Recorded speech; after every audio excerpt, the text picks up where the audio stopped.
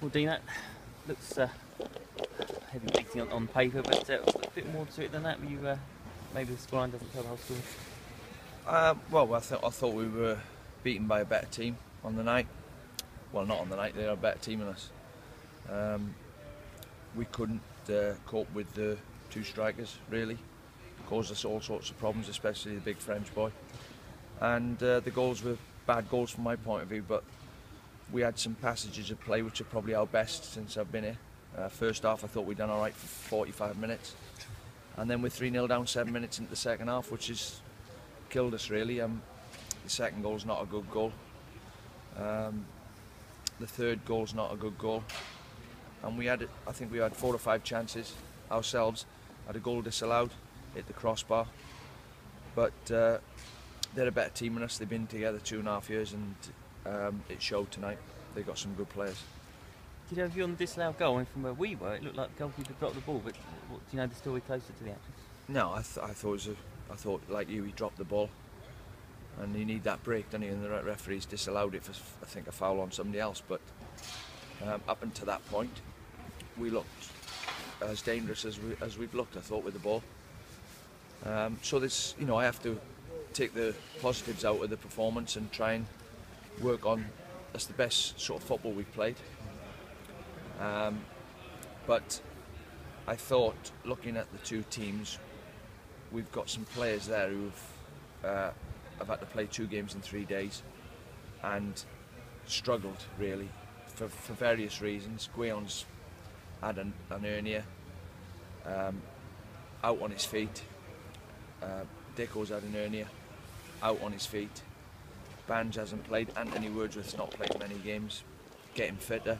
Wardy's getting fitter, but to play 2 games in 3 days, I thought we struggled. Physically, they looked fitter and stronger than us. And you mentioned the quality of the Chesterfield side. I mean, a look at the table shows that in these 3 away games you've had against sides in 5th, 6th and 7th place, they're probably not the games that are going to decide your season, are they? Well, we need some points. We play Preston next week, so that's another tough one. And we have had a run of difficult fixtures, and against teams that lots of their players would get in our team tonight. So I have to just pick the positives out of it and just keep building until it all comes together and we get a result, and then the belief might come back, and I can add a few players to the group. It's obvious we need to do that. Another positive from tonight, when at 3-0 you really could have caved in 8 minutes into the second half. You must be pleased that, aside from maybe however Chesterfield approached the game from then, you must be pleased that you kept going and actually creating chances yourself. Yeah, I just thought we looked tired, and obviously 3-0 makes you look a bit more tired than you are. But say we got Matt Harrell's struggling with his Achilles, Dean Morgan's not fit yet, and just overall as a group, we've got a lot of players carrying stuff, and physically I just thought they looked a lot fitter and stronger than us as well. So we have to work on that. We'll have to take the pieces that we've done really well in and work on that. Try and eliminate the errors we made, because I thought the 3 goals were terrible goals to concede. First one's a flick on. If you can't defend the first ball that comes up on top of you, then a pub team can beat you, because that's all they'll have some days, just banging the ball forward.